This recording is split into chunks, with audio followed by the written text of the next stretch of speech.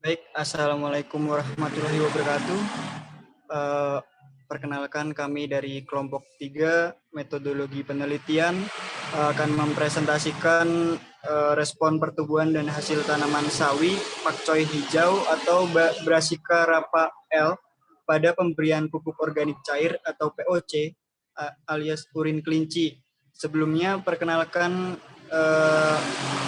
anggota kami. Yang pertama ada saya sendiri Yogi Prayoga dengan NIM 121. Saya Dina Natasha, NIM 116. Saya Eka Yuliana, NIM 118.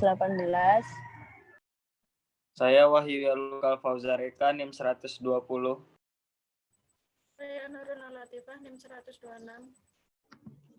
Dan saya Hana Atkia, NIM 128.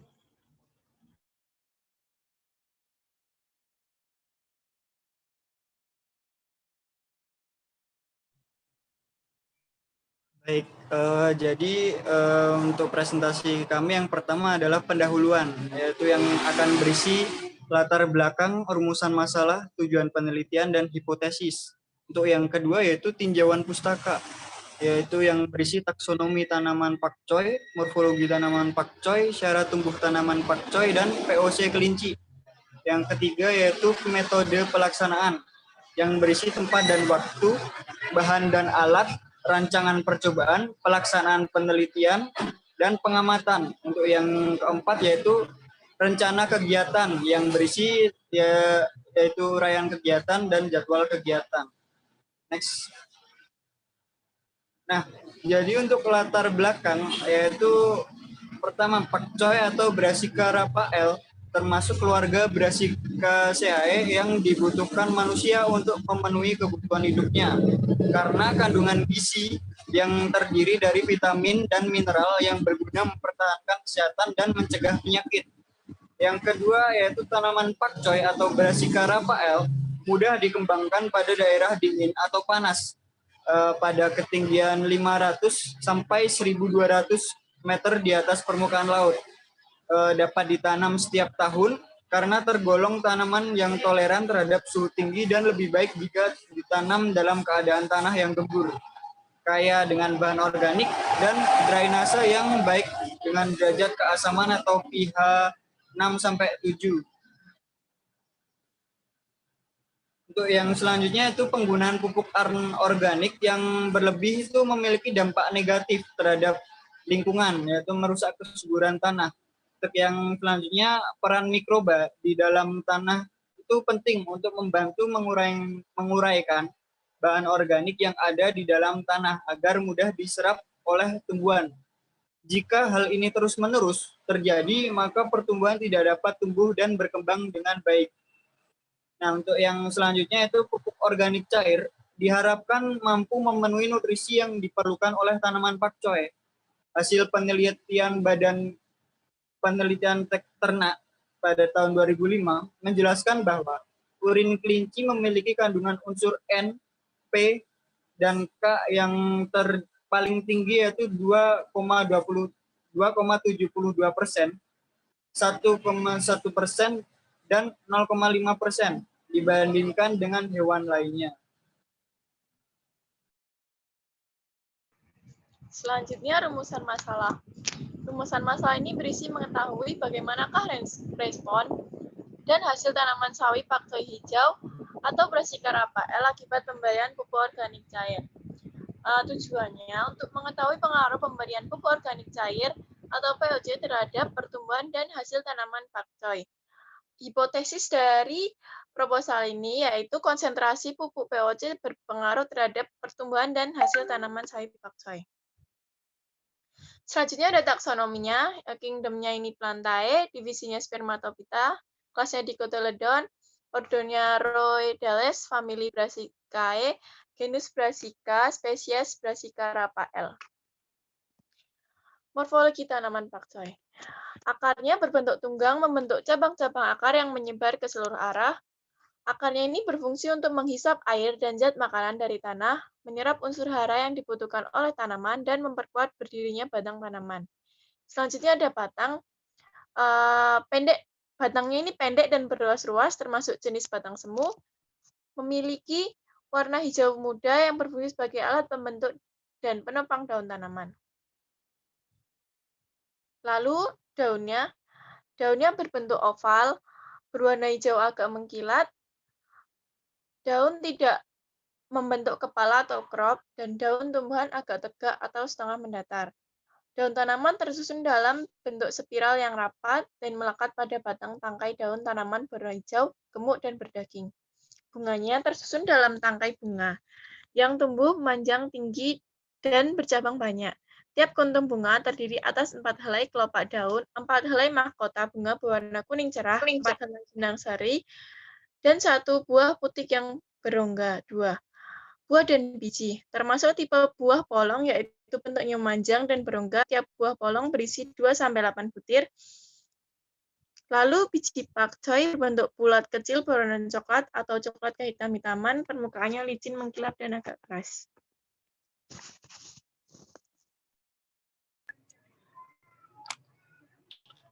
Untuk selanjutnya, ada cara tumbuh tanaman pakcoy. Yang pertama, ketinggian tempat yang cocok berkisar antara 5 sampai 1.200 mdpl. Namun optimum di ketinggian 100 sampai 500 mdpl. Nah, maka umur panen akan semakin lama, dan semakin rendah tempat penanaman, maka umur panen akan lebih cepat. Terus yang kedua, suhu. Umumnya banyak ditanam di dataran rendah pada suhu 15 derajat Celcius sampai 30 derajat Celcius. Selanjutnya, pertumbuhan pakcoy yang baik membutuhkan suhu udara yang berkisar antara 19 derajat Celcius sampai 21 derajat Celcius. Pertumbuhan tanaman dipengaruhi oleh suhu udara dalam proses pembelahan sel-sel tanaman, perkecambahan, pertunasan, pembungaan, dan pemanjangan daun. Cara tumbuh yang selanjutnya ada curah hujan. Pakcoy dapat ditanam sepanjang musim. Curah hujan yang sesuai untuk budidaya tanaman pakcoy adalah 200 mm per bulan. Membutuhkan air yang cukup untuk pertumbuhan. Akan tetapi, tanaman ini juga senang pada air yang tergenang, karena tanaman mudah busuk dan terserang hama dan penyakit.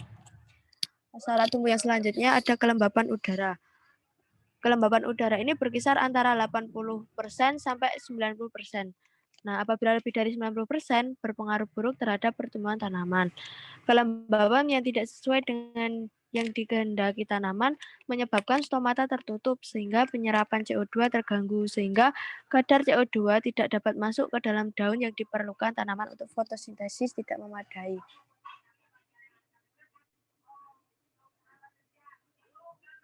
Yang selanjutnya tanah.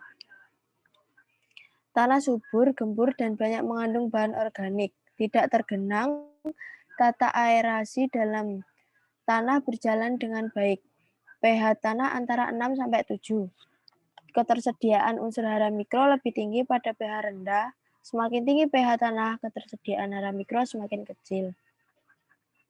Selanjutnya POC kelinci. Pupuk organik cair adalah larutan yang sebagian besar atau seluruhnya terdiri atas bahan organik yang berasal dari sisa tanaman, kotoran hewan, dan kotoran manusia yang berbentuk padat dan mudah larut, serta berisi satu atau lebih pembawa unsur yang dibutuhkan tanaman. Nah, urin kelinci sendiri adalah pupuk organik cair yang memiliki kelebihan pada kandungan unsur hara baik mikro maupun makro, melebihi kandungan H yang dimiliki urin sapi, kambing, dan domba.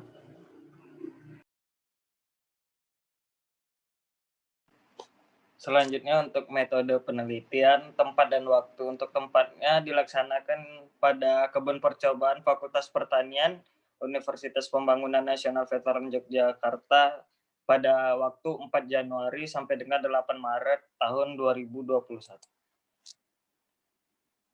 Bahan dan alat yang digunakan untuk bahan yang pertama ada benih pakcoy, dolomit, POC, pupuk organik, tanah, Previpur N, alang-alang atau jerami. Alat yang digunakan yaitu cangkul, garu, parang, tugal, hand sprayer, meteran, jangka sorong, gembor, ember, timbangan analitik, pamflet, nama, tali, alat tulis, dan lain-lain. Selanjutnya untuk rancangan percobaan, yaitu penelitian ini menggunakan rancangan acak lengkap tunggal dengan 4 perlakuan yang diulang sebanyak 6 kali. Sehingga terdapat 24 petak penelitian dengan perlakuan pemberian POC urin kelinci yang terdiri dari 4 taraf, yaitu P0 tanpa perlakuan, P1 POC 2 cc per liter air, P2 POC 4 cc per liter air, P3 POC 6 cc per liter air. Data yang diperoleh dianalisis secara statistik dengan menggunakan analisis sidik ragam. Apabila diperoleh hasil yang berbeda sangat nyata, atau F hitung lebih besar daripada F tabel 1%, dan atau berbeda nyata F hitung besar daripada F tabel 5%, maka untuk membandingkan antara perlakuan tersebut dilakukan uji lanjutan beda nyata terkecil atau BNT pada taraf 5%.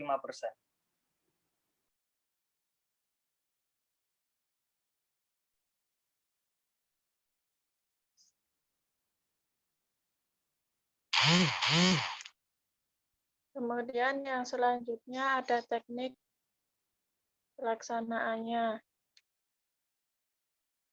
Yang pertama, persemaian, yaitu menyiapkan tempat persemaian berupa bedengan berukuran 1 kali 10 meter dan tebal kurang lebih 7 cm dengan media campuran berupa pupuk organik dan tanah perbandingan 1:1.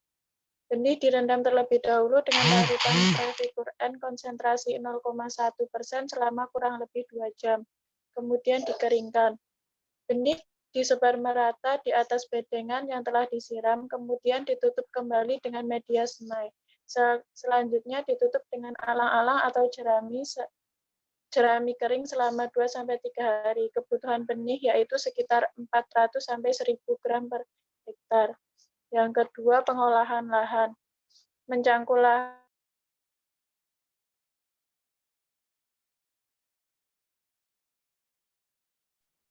Selanjutnya, membuat bedengan dengan arah membujur barat ke timur dengan lebar 100-120 cm, tinggi 30 cm, dan panjang sesuai lahan sebaiknya tidak lebih 15 meter.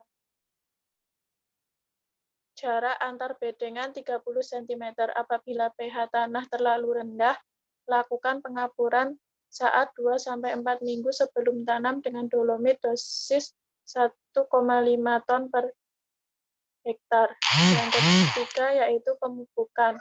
3 hari sebelum tanam, berikan pupuk organik dengan dosis 2-4 kg per meter persegi. Kemudian ada penanaman. Bibit yang telah berumur kurang lebih 21 hari atau telah berdaun 3-4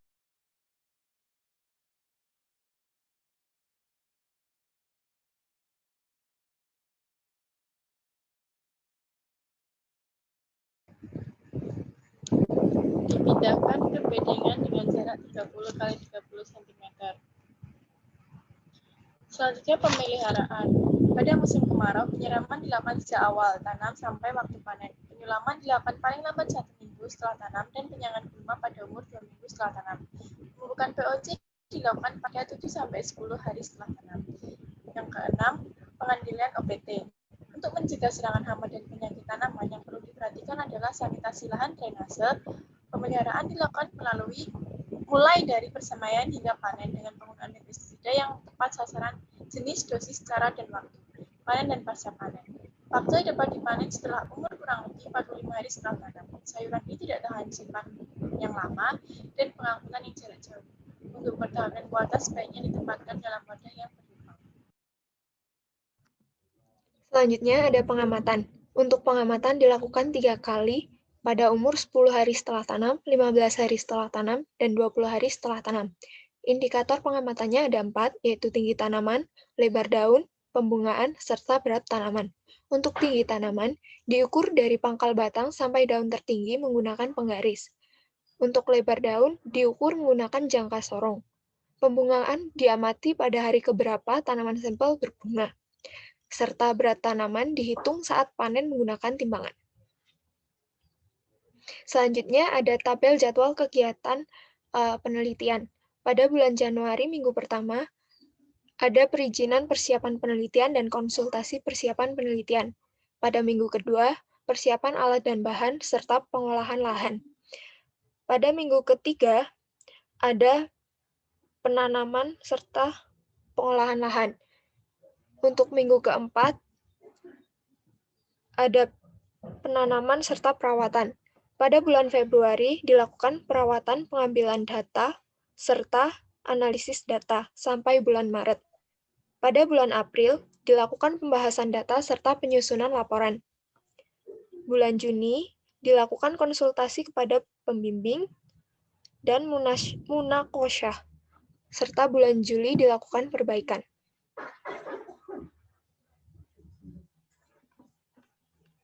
Sekian presentasi dari kelompok 3. Apabila ada yang ingin bertanya, mohon ditulis di kolom komentar. Terima kasih.